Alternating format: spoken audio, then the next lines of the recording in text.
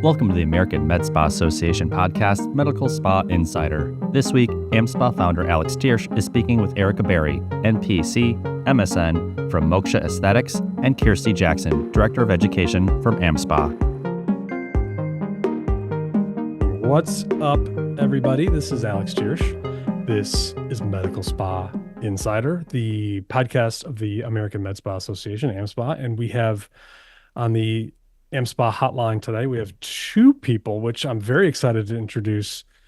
Kirstie Jackson, who is our AmSpa's newest team member. She is our Director of Resources and Education. I'm going to let her introduce herself in a second. You're going to love her. All of you who hear her are going to understand that she's got just a ton to offer. She's got a ton of insights, a really cool background. We're very, very happy to have her as part of AmSpa. So Kirstie, thank you. Welcome. Thank you for coming.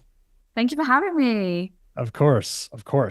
And we also have the lovely and talented Erika Barry, aka Injector Bunny, on the line, and she's been gracious enough to jump on even after getting on like a 4 a.m. flight out of some parts unknown. Thank you for joining us. How have you been?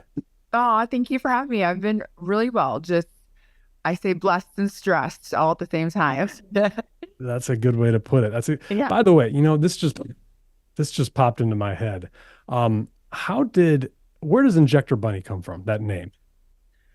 Well, I was Botox Bunny first. That was my first name, and I'm Danish. So in our, I guess, language culture, I don't know, bunny means like honey, sweetheart, dear. So my parents called me Bunny growing up as a kid, and I really wanted something easy to spell because that's like number one in marketing is you can't have something, a name that no one can spell. So yeah, and then I basically through COVID decided to change it from Botox Bunny to Injector Bunny, and just silly, but you've probably got that question all the time. I was curious. No, I I love that. I asked you that. So, all right, and everyone knows who you are because you have been, you're a staple on the interweb and all of the social media channels, and we love what you do. And we wanted to jump on. We are a week or two after our last podcast that we did about, and webinar that we did about Allergan and the Allē rewards, kerfuffle, as I like to call it. And that has since, launched, and we want to talk a little bit about that. But before we do, I want to jump in a little bit, and if you don't mind, Erika, Kirstie, I want to make sure that we get everybody to know who you are, because you have been you've only been at AmSpa for, a month or two, and you've already injected a lot of enthusiasm and color into what we do. So if you, first of all, explain where your funny accent comes from, and then two, what your background is, and what you were doing before you came onto AmSpa. And I don't mean your accent's funny, because it's not. We love your accent. I could hear it all day. No, it's obvious once I start speaking, you kind of get the gist. So yes, I hail from England, British, and I have been working with aesthetic practices internationally for about the last 20 years.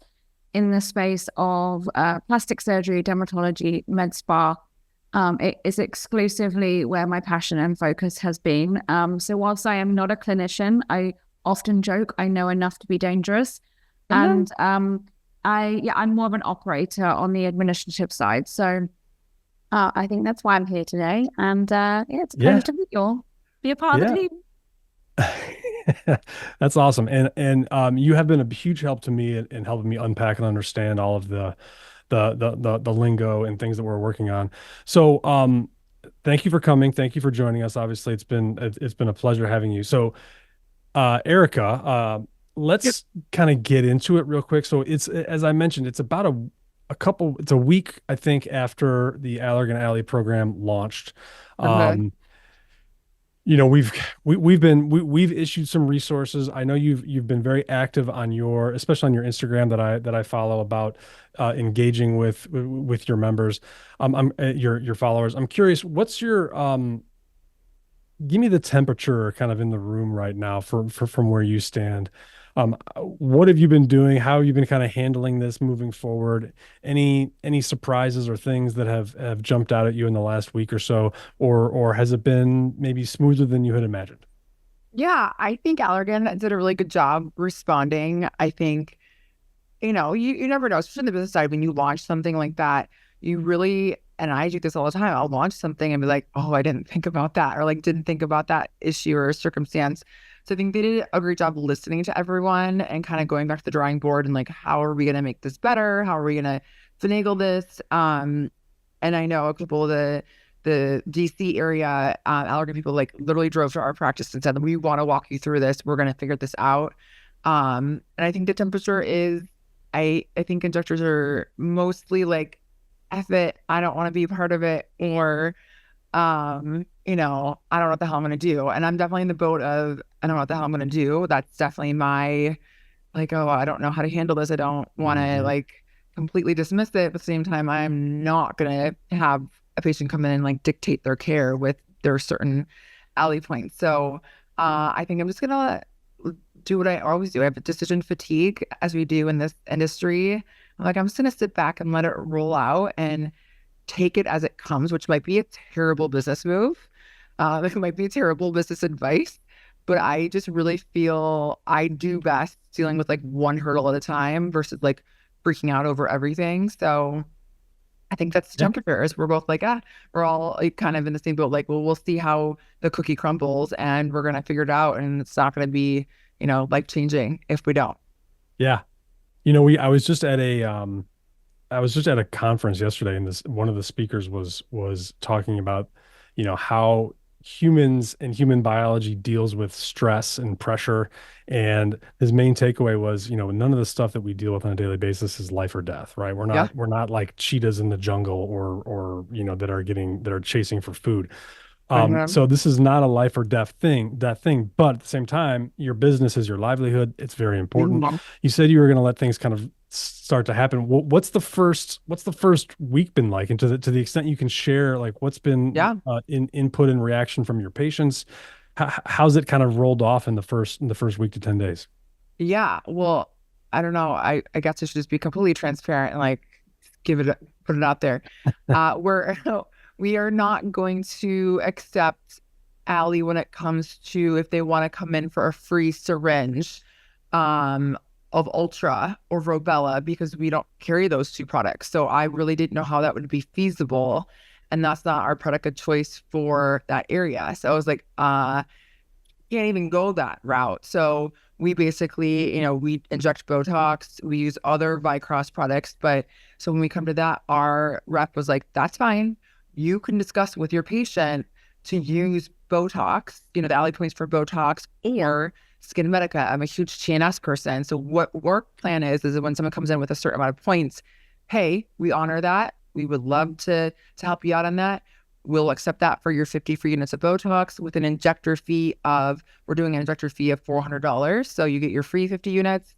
And then on top of that $400 injector fee that goes to the practice. Or the injector, because we pay commission towards our injectors. And then Skin Medica, you can obviously just go right to the Skin Medica website or whatever website to buy the TNS. So that's how we're handling it. And just being gracious to patients that come in. If they, want a free syringe, be like, listen, we'll honor the Allē points for something else and we'll give you a discount because you wanted that free lips. We'll go ahead and do lips for you at a discounted rate. So that's our plan of action as of right now. Who knows? It might change. Yeah. Has there been, have you had any patients who have come in for that? How's that gone so far to the extent you can share? Definitely have had patients come in with Allē points to use like the money amount, but nothing like free. We haven't had to deal with a free service yet, like taking away, a free syringe or free Botox. I think we've had a couple free TNS people, but I have to be honest, my practice, the patients, we've cultivated such a nice practice with nice patients that I don't think we'll have that issue. Of course, there's always like that diamond in the rough kind of issue. I don't think we're going to have, hopefully we won't have it. I'm planning on, I have that Nordstrom's or Ritz mentality when it comes to customer service. So yeah, I might get a bit of backwards for that one person that's super upset. And everyone's treated like a VIP, but I'm not going to just say, absolutely not, we're not accepting this. I'm just going to say, as a medical provider, I do not feel it's appropriate to use this product in your lips, nor are you a candidate, and this is why, and explain the anatomy. This is what we can do for you. You can use your points towards this TNS or towards Botox, and we love you, but I got to be safe. Patient safety is number one, and go from there. So I haven't had to deal with that yet. So that might sound really good in theory and might blow up in my face.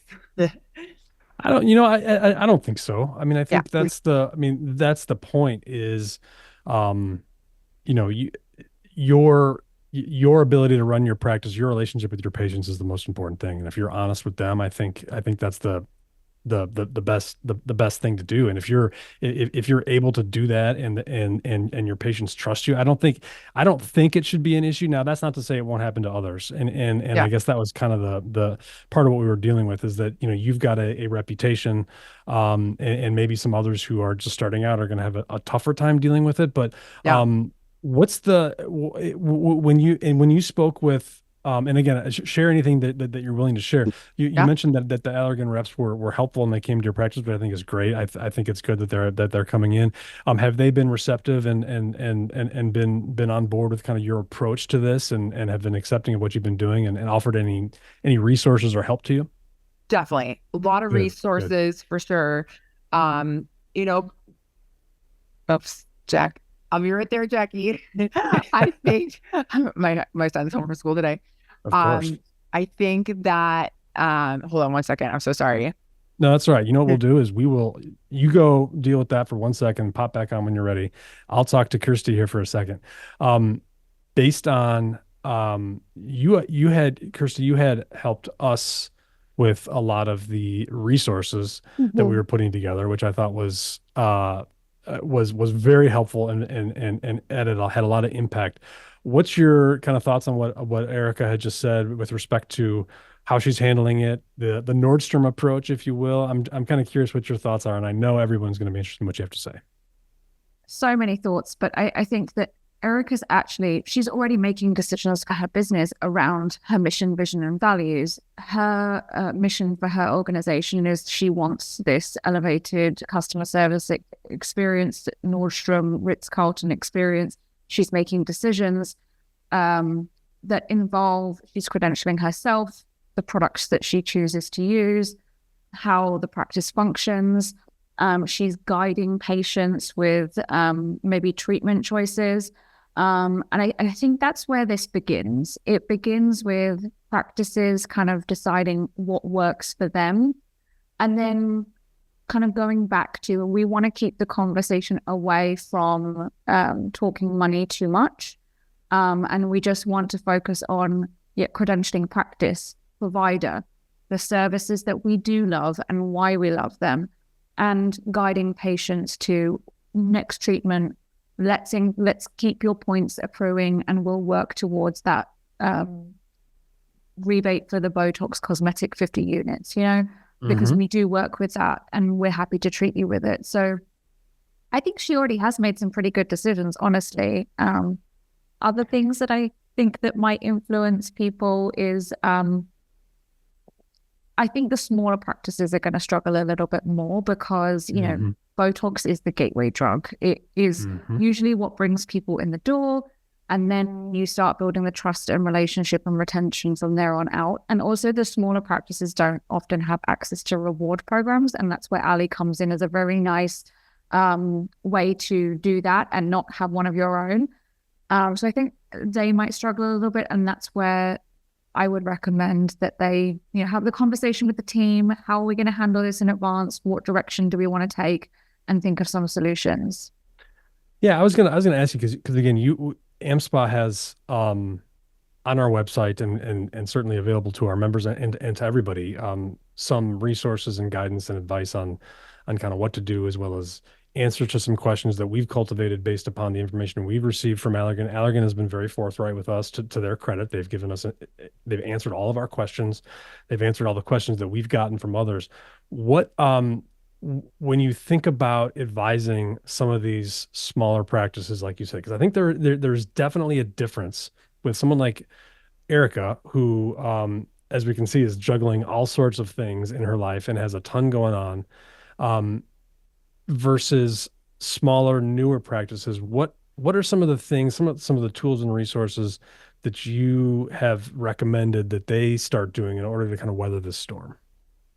So some of the things that I we're in thinking about the problem and a way not to say no to the patients, because I think that's going to be the hardest struggle that smaller businesses have, is that they probably are working with Allergan, if only for maybe like the Botox piece of things, maybe more products than that, but let's just start there somewhere simple. And maybe they already carry skincare and they want the patients to be buying that skincare from the practice. So, this is where I think you can encourage, hey, like, we've got you on a regimen for your face. You've got your cleanser, your antioxidant, your retinol, your sunscreen.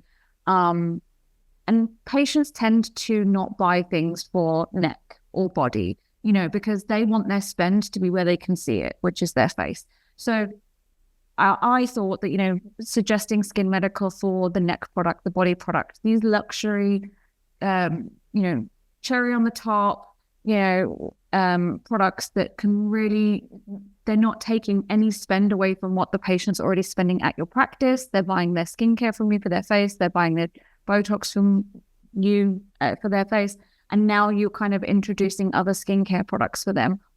Or maybe you're saying, okay, let's work towards, we've already got you on your Botox. You love it. You love the results. We're treating your face. You're coming to see me for your 3 areas. What can we use that 50 units extra for? Maybe we can target your neck. Maybe we can target your chin. Maybe we can do some masseter Botox. These are areas of the face where people maybe wouldn't necessarily spend if it was a priority between their 11s, their forehead, around their eyes, and kind of the lower half of their face. They're going to focus on the parts that kind of bother them the most. And just adding this extra area, you're going to increase the patient's satisfaction, and the patient's still spending the same amount with you. Now, whether or not you choose to charge extra for that injection fee, you absolutely can, but let's focus on elevating the experience for the patient and giving them a better outcome. And, potentially they could come back to you and say, I loved the FTT lift that you did, or I loved the neuromodulators to my masters. Can we do that again? And now you're upselling. So there are certainly things that you can guide a smaller practice to, but it's still going to depend on mission, vision, values, skill set of provider, and what they're comfortable doing. Mm-hmm. You mentioned the injector fee, and Erika is back. Thank you. Lots going on. No problem. What you decided to add an injector fee from what you said. Yeah. Has that talk about that calculus? I know that drew some blowback from some folks who weren't too happy about that. I know that, Allergan, again, to their credit, at least they tried to alter some of the language and things like that. What was that discussion like in that decision matrix for the injector fee? Yeah, I mean, you hit the nail on the head. If you're a smaller practice, you're brand new, you're a solo provider, you're living paycheck to paycheck, you're living 2 boxes of Luma, whatever you can afford to order, you can't just be like, here's your free product that took me an hour. That 1 hour revenue that you lost for your practice is huge. So I think there's really no way to get around not charging an injector fee. I mean, for me, I don't care. Like, I really don't care about, I want to be patient focused and I want to be there for my patients and give them everything. But my injector, who's straight out of nursing school or has, I can't go to her and say, oh, I'm sorry, you're not going to get paid for that because I wasn't paid. And so you can't get it. Like, it's just trickles down. That's why I think the one piece that Allergan really miss is the solo injector or the small pressure, the people that took out a $500,000 loan from the bank. So I think it is imperative working with our accountants and kind of calculating, per hour rent, malpractice, overhead, supplies, covering commission for so we are still going to be paying our injectors commission on the Botox. Again, we're only accepting Botox, Allē, free Botox, free TNS, and Allē points, off your total amount. We're not doing the filler piece. So, but I'm still going to pay my injectors what they would be making commission off of. We charge $18 a unit on Botox because it's only fair, as I believe, and for my nurses and nurse practitioners that are working their butts off. And I really loved our AmSpa talked a couple of weeks ago, because people in the comments were like, yeah, but what do I do? Like, literally I have 20 patients that have this availability for a free syringe. That's 20 grand I'm going to miss out on. What are you guys going to do for that? So I think that was kind of a light bulb moment for Allē. I'm like, oh crap, we have to figure out how to tell these businesses how to navigate around that. So extremely difficult. It is really hard. I think rewards programs are great, but they're a pain in the butt. Like, I'm going to be dead on. Like, they are very annoying. If you're a solo provider, you have no front desk, you have no help. How are you going to check out someone and get their, it is hard. So it's not as easy as just checking someone out. I think the companies don't take into account all the legwork, and some people have huge practices and they have 20 people to help, and some people have nobody to help them. So every practice is so different, and therefore every practice will have to handle this differently. Hey folks, it's Thiersch. When it comes to injecting in the face, safety is more than skin deep. One wrong move could cause serious injury, hurt your reputation, and possibly endanger your business. That is why AmSpa partnered with the Academy for Injection Anatomy to create the AIA Advanced Cadaver Course, the most thorough and advanced facial anatomy course in the industry. Created and taught by renowned board-certified plastic surgeon Dr. Thiersch, one of the foremost facial anatomists in the world, along with his hand-chosen faculty of the most experienced injectors in the industry. Students experience firsthand and close-up the anatomy of the face so that they can inject safely and confidently. Unlike other cadaver courses with large groups or limited access, the AIA Advanced Cadaver Course provides small group instruction with a high faculty-to-student ratio and a limit of 4 students per cadaver specimen. Everyone who attends gets a chance to inject real product and then dissect cross-sectionally to see how close they came to vessels and other important structures of the face. This hands-on cadaver lab follows a full day of instruction on facial anatomy from our world-renowned faculty, including discussions of complication management, rheology, and an introduction to the use of ultrasound in your practice by Dr. Steve Weiner, one of the pioneers of using ultrasound with facial injections. At this 2-day course, students learn how to avoid common danger zones, how dermal fillers behave, and the best places to place product for safe, outstanding results. More than 3,000 aesthetic injectors have improved the safety and efficacy of their injection techniques with the AIA Advanced Cadaver Course. Now it's your turn. Visit americanmedspa.org/AIA Advanced. Start your journey to safer injecting today. Yeah, Kirstie, what are your thoughts on that? I can see the wheels spinning. No, I agree with a lot of what Erika's saying. I think charge the injection fee. I mean, you can choose to work with the program or not work with the program, but I'm thinking about those smaller practices out there, and I would say to them, charge the injector fee. Time is money, and then try to make some decisions in advance before this kind of spirals and gets too big as to what treatments and services you're willing to work with.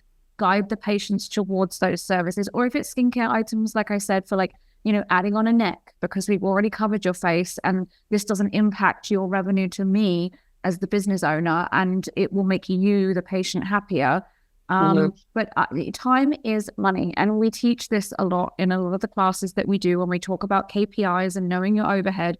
And this is really a good example of that. And the other issue that I think that these reward company and, injectable vendors forget is that business owners often are on a different financial model to their injectors.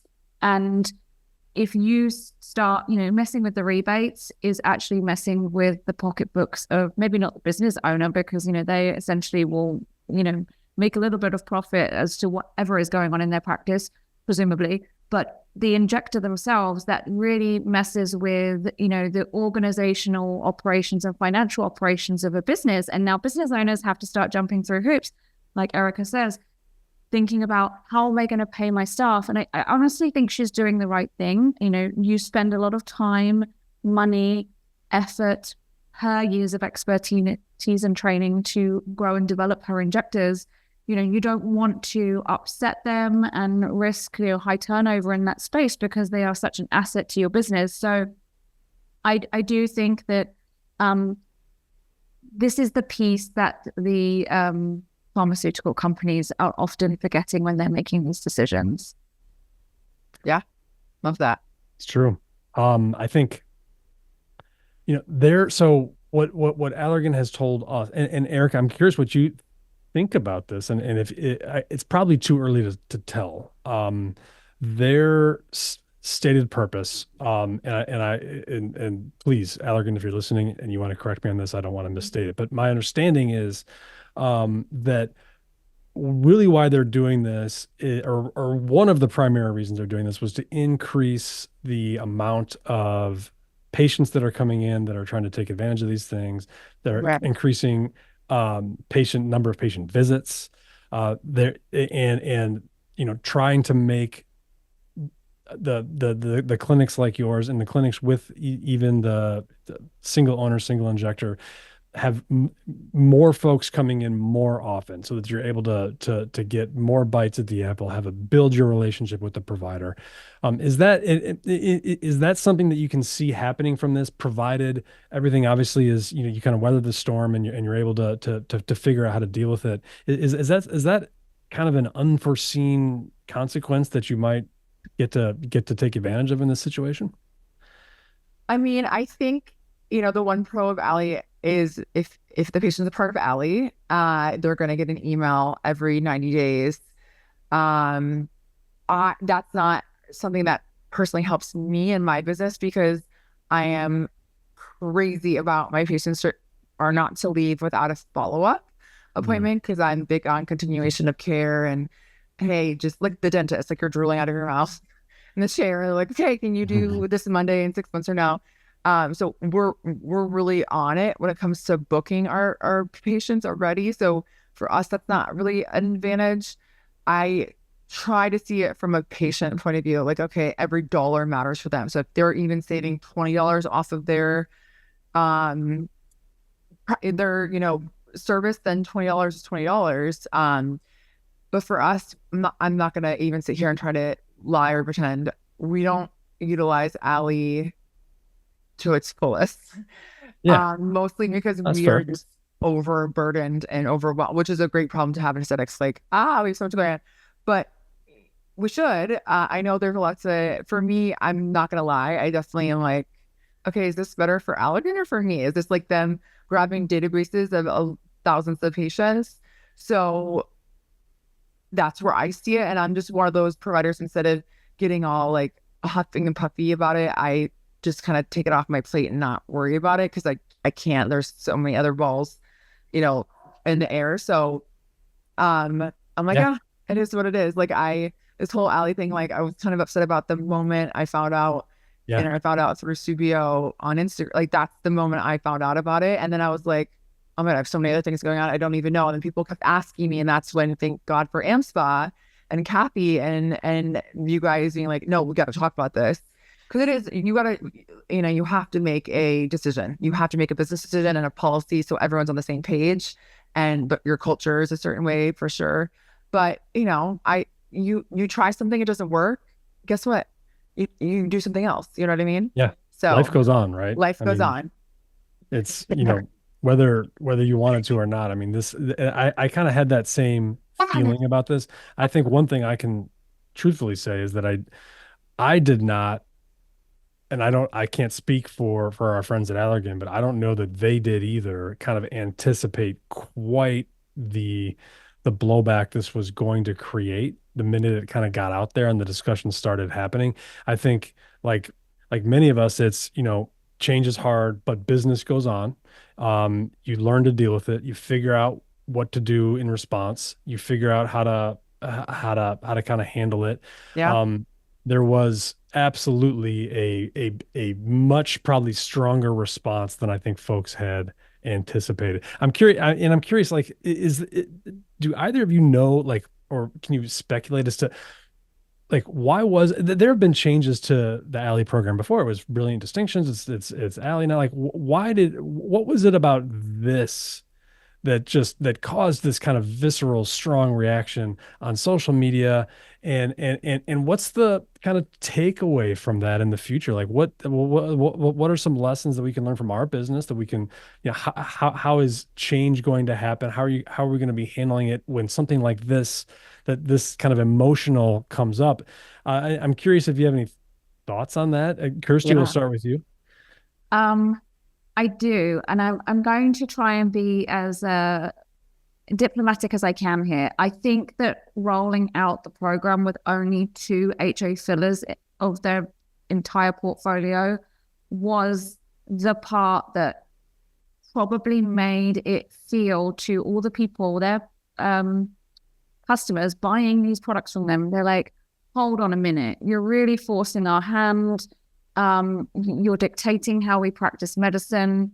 You are not considering our needs. This seems to benefit you more than it does me.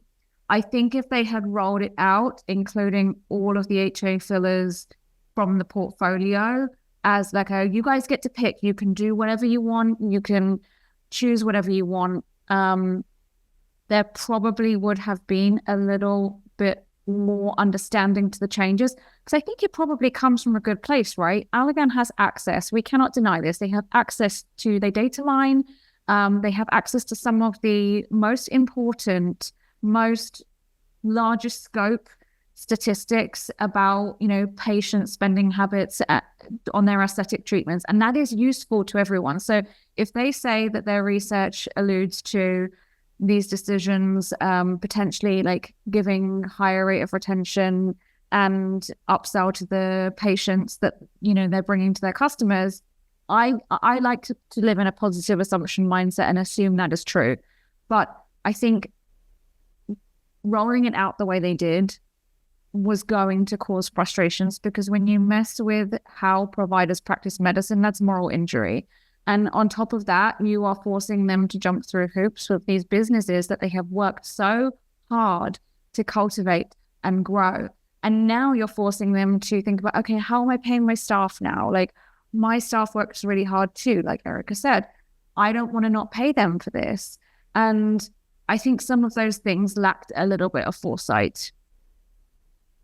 Yeah. Erika, what do you think? I mean, kind of being in the trenches and being on social media as much as you are. I mean, this touched a nerve, I think, unlike things in the past, right? And I think they just didn't realize, aesthetic medicine has come so far in the last 5 years, even, that it used to be like this Groupon thing, or like Botox parties, or just such a like, oh, it's not a big deal. And now it's like, this is aesthetic medicine. We are practicing medicine.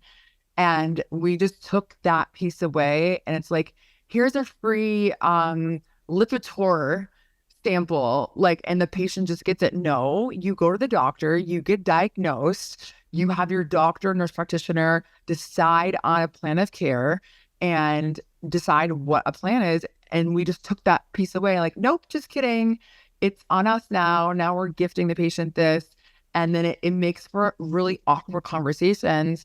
And I think they're like, oh, it's a bunch of Erika Barrys or Julie Kaplans. It's not, you have to take into account, again, the solo providers, the people that are living paycheck to paycheck, the people that have so much, going on and stress. So I think it's really important that we put it back in the provider's hands and we take that away from the patient, where we say, we want to provide you safe care, number one, then good results. And we decide. And if you want X, Y, and Z, we work together as a team, not, oh, you have this coupon. And then, the patient's going to look down on us. And they are. If they have a free syringe and we say no to them, like, of course, the patient's going to be like, is this provider trying to charge me extra money? Like, it's an awkward conversation for sure. So I think what you both said is a good point. And this is something I've been thinking about, and I want to bring this up, and I want to make sure that my point is being made, and I'm not sure if I'm just off base, because I'm coming at this from a very different perspective, frankly, than really both of you, because Erika, you're a provider, you're a business owner, and Kirstie, you've run businesses, and a lot of the folks who are listening are business owners who are injectors, providers, or they're getting ready to be. One of the things that I've struggled with throughout this whole process is I understand the point that you made, Erika, and Kirstie, I think I've even brought this up to you maybe. Part of what I struggle with in this is that a lot of what we're doing with aesthetic medicine is different than other types of medicine, right? So you're not going to the emergency room. You're not going to get an echo or your annual teeth cleaning or your checkup or whatever. This is all, you're not getting reimbursed through insurance. This is all voluntary, cash-based, cosmetic medicine. At the same time, what that brings in is a lot of things like sales techniques, right? We don't like to use the word sales. It's education, certainly. But a lot of med spas use things like, part of their consultation process is doing a full treatment plan. There's potential specials if you bundle things. They do parties and events where you can get discounts. Botox Day, right? Botox Day is a thing that Allergan launched that a lot of folks participate in. And on some level, I feel like all of that, in a way, is getting a little bit in between the provider and the patients, right? Because it's not as clean as it is when, okay, I get to the doctor, I've got a condition, I get diagnosed, and I get treated. It is that for certain, and that's what at AmSpa we've been saying for the longest time. But it's also a little bit different because there is a certain element to the patient saying, I want to treat this. This is what I want. I have heard about Botox because it's like Kleenex now. I've heard about other things. And they're coming in a lot of times with some of that expectation and some of the specials that folks are, even just like a membership. There's certain benefits they get from that, and they're getting benefit in respect to medical treatment. So there's a little bit of a disconnect that I've been kind of trying to square in my mind. Does that make sense what I'm asking? And is it what's the difference between what Allergan just did and kind of a lot of the stuff that we do naturally? And I think there is a difference in scale and a lot of things, but I want to kind of bring that up but I hesitate to because I feel like it's kind of touching the third rail. I don't know. What do you think? No. Maybe I don't want to jump in. Yeah, I think those are valid questions. And I think you have to also, oh my gosh, hold on a second. I'm so sorry. It's all right. All right, Kirstie, I'm going to throw it to you. What do you think about that? Oh, I'm not sure that you should have asked me that question because I have a lot of thoughts on this subject. So what we're really talking about here is the commercialization of healthcare and how it's filtering. To an extent, yeah. Or the commoditization, right? Right. Yeah. I'm talking about this at GAC. Anyway, so yeah, it already exists. So we already exist.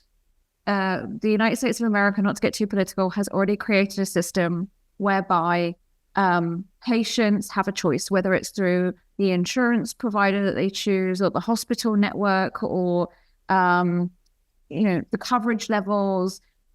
There is so much choice out there. And I think what we're doing is we will continue to see some of these tactics pushed through into the aesthetic space because the American market is also not regulated like it is elsewhere. Here's my British roots. I know Australia is the same, but in the UK and in Australia, you can't even put the word Botox cosmetic on your website. You have to call it treatment of active facial lines or anti-wrinkle treatment because Botox is a brand and it's seen to be that you don't have patients come in asking for the brand. The provider decides what is most appropriate for the patient. So you can't say names and you don't advertise drugs or pharmaceuticals on television. It's not allowed. It's just, you can be fined for it. It can get quite serious. And America is not quite the same. So we have this landscape where there's competition in healthcare that we actually pay for because it's not socialized. And I think that is going to trickle through into these, it's kind of trickling through into these more like elective medicine fields where, we're seeing that kind of like maybe people are being forced in a certain direction and practices are going to have to really revert back to what's my business model? What do I stand for? What am I comfortable with? And really focusing on patient experience and be like, that's how I'm going to elevate myself here. That's how I'm going to stand apart. Like giving patients the best possible experience is how I get them to come back. And my skill and my expertise and my knowledge and the education that, I immerse myself in to be the best. So, I mean, I guess that was kind of a long answer, but no, I think it's insightful. It's I mean, we in America, we exist in the system that we exist in, right? So this is where we are, and I mean, you're right. One thing that I've talked to a lot of folks from Europe or elsewhere, they're always the biggest thing they're surprised about when they come to America is the drug commercials on TV. It doesn't resonate with them. That said, so here we are, right? This is kind of the world that we live in. And I guess my point was, in this circumstance, in some ways, I feel like this is forcing our industry to take kind of a look at itself and say, what is this going to look like in the future? Because that's not going away. The amount of money that the drug companies are pouring into the industry, they are very powerful, and that's not going to flip the switch and be turned over overnight. But there seemed to be a for whatever reason with this issue, a very big visceral reaction to, and I heard this a lot online. It was this, I am the provider. You're getting in between the provider and the patient, and there was a lot of offense taken to that, and I understand it. I get why that is, but at the same time, I'm coming at it from a totally different perspective, and I'm like, well, yeah, that's true, and I get where that's coming from, but we exist in a world, unlike other areas of medicine, where it is truly voluntary. All of this is a choice. This is a choice, and you are paying cash for it. You are competing with others. Unlike other types of drug commercials where where you go in and you say, I'm going to treat my CPD or whatever it is, right? Like all of this is voluntary. There is no insurance that covers it. It is all part of this atmosphere and this economy where we are choosing to get these treatments, and we are on some level recommending and suggesting and treating patients that some would argue don't necessarily medically need that exact treatment, right? So we're not going to die if we don't get our wrinkles treated. We all have a very different opinion about that. I believe, it makes people feel better. It's the confidence that it is treating them. But that's kind of what I'm getting at. I was a little taken aback. And again, I can't speak for Allergan. I think they probably were as well at the level of response, kind of, given that we're living in that world. I mean, they're trying to make a profit. There's no doubt. They're trying to make more money for themselves. That's their job as a company. It's their right as a company. I think we can have a separate discussion about whether or not healthcare and all that is appropriate for that. But in this context, that's not the question, because that's the world that we live in. The question is, why in this circumstance did it cause this such backlash when we're kind of, we deal with that every day. And I remember thinking, if you do a Botox Day special, I mean, isn't that the same thing? I mean, you're giving a patient Botox on a Botox Day because they hear about Botox Day from Allergan and they want Botox. So how is that any different? Does that make any sense?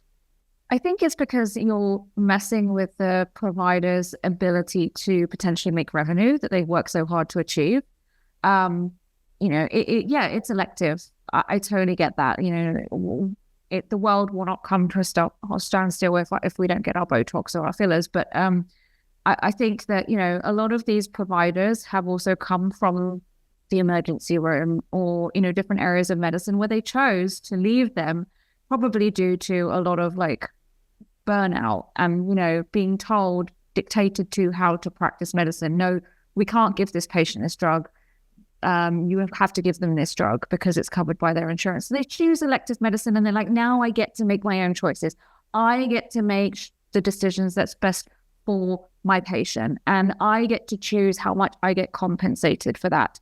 And with the decision that Allergan made, it kind of messed with those two things. So I think that providers, I mean, I'm not one, I can't speak for them, but I think that's why they were pretty sensitive about it. Yeah. Erica, I don't know if you heard anything we were talking about and you're running around. And I really appreciate you even taking the time. Thoughts, reactions? Yeah, I think there's a huge difference because when a provider does a deal, a Botox day of their own, a deal, like, and I do this all the time where I'll do like a Black Friday deal and a patient will buy the filler deal and they come in and they are not a filler candidate. They're facelift candidate. They're not a candidate for filler at all. I simply refund them the money, apologize for you buying this online. But as a medical provider and an expert, you need a deep plane face and neck lift, not filler. I'm saying no, and I'm putting my foot down, and it's received very well because the patient's like, "Thank you, like I appreciate you telling me what I need. I'm gonna go see a consult for a surgeon now." Versus when someone saves up all these points and they're like, "Well, but I get a free syringe." It's so much harder to be like, "Yeah, but you're not a filler candidate."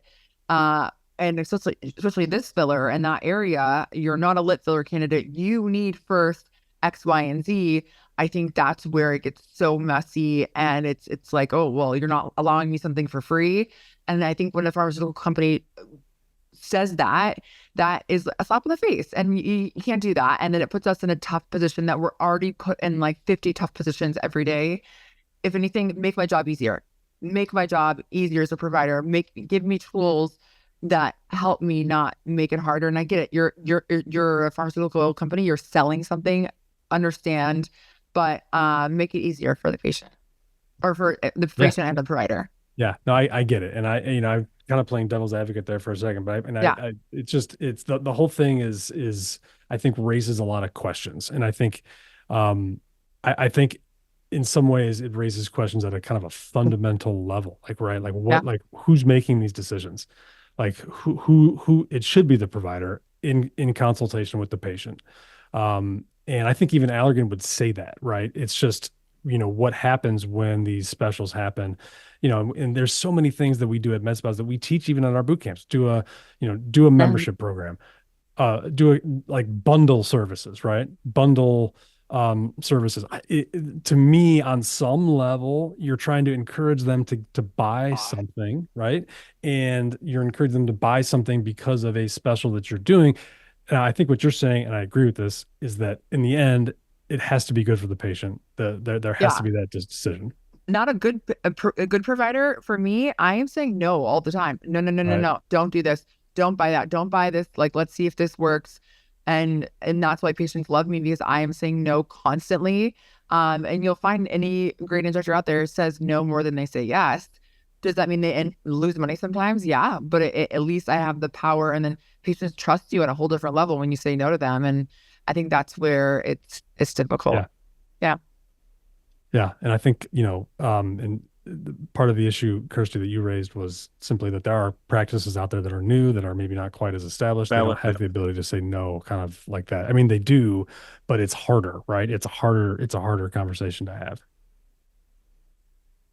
So, we've taken enough of your time, Erika. I know you're juggling a million billion things, and I appreciate. I love this. I think this is amazing to have. I think providers need these resources, and AmSpa does such a great job, and no one talks about the nitty gritty details. So I think and it's interesting because I was just before we jumped on, I was looking at your Instagram account, and you bring up a lot of stuff. In fact, the recent one with the GLPs and the shortage list being taking off the shortage list, and what is that going to do for providers? I think that's another kind of big issue that we're going to be dealing with. I think these things need to be talked about, and they need to be talked about from the provider perspective, right? As opposed to just from kind of the industry perspective. So, but if anyone wants a good resource for discussion about this stuff, your Instagram account, I'm sure you're on other channels as well, is really good for that. You raise a lot of good points and you get a lot of good feedback. It's been, I'm curious, just kind of in closing, have you gained a lot of followers from this? Have you gained a lot of more questions? Are people coming to you more for more information after these discussions? Because it seems like some people want to talk about this, but we need to talk about this in a way that is productive too, right? It can't be it can't be, we have to kind of lower the temperature at least a little bit so we can have some discussions about it. Yeah, I definitely don't know about followers. I'm so bad at looking at that, but my Patreon account, I think that's my main reason for Patreon, because when I started in the med spa arena, we didn't have AmSpa back then. And I thank God for you guys, but Patreon is just this community where we share questions and answers and videos and how-tos, because when I started, I didn't have proper training. I didn't know what to do. The legality, and as you know, obviously this is your entire career, everything's a gray zone. Everything's I don't know, you could do this, but you could do that. So I think when we come together, as my husband says, most of my chatter is not productive because I like walk around and beat around the bush. But I think, yeah, just getting the conversation out there. How are you going to handle it? What are some ideas? And even just one idea from one person can spark, ooh, that's a great idea. I'm going to adapt that and change it for my business because I need to do this. But that's a great idea. So that's where my Patreon comes in, and it works. And it's kind of like AmSpa membership, where you have to have one Patreon, doesn't matter who it is, one Patreon where you can refer to them, have this community. You got to have AmSpa membership to have that community and the resources. And then you got to have a good lawyer and accountant. I'm like, those are the 4 things you need in aesthetics to at least have your foundation. And then you can just bounce things off each other. That's all I do. Again, one hurdle, one day at a time. You deal with a toddler issue, and then you're on to an employee issue. You gotta, just juggle everything. That's true. Kirstie, any final thoughts before we jump off? No, I agree. I think it's the same when you go to any kind of conference or educational event. You get to a point where it's like, it's the pearls that stand out. It's the nuggets of information that just the light bulb moment goes off where you're like, yes, now that I can use. And that's why community is so important. All right. Well, let's leave it at that. I think this was great. Again, I appreciate both your time. And Erika, I know you've got a lot going on, so thank you for jumping on. And anytime you want to talk about something, just let us know. We'll get it out there. You guys are amazing. Thank you for having me. I'm honored to be on today, and happy Friday. And hopefully you have some fun weekend plans. We'll see. You never know around here. Could Football. be crazy. Football 24/7 for me. My husband's in 7 leagues. We got to watch every single game. We'll have to talk to Kirstie about what football is, because she thinks it's when you kick a ball. Oh yeah, no. That is true. Thank you both. Appreciate your time. Okay. Thank you. Have a great weekend. Bye guys. Bye. Thank you. Bye. Thank you for watching the Medical Spa Insider podcast. Please make sure to subscribe to our channel for future videos and podcasts. For more information about the American Med Spa Association, please check our description below.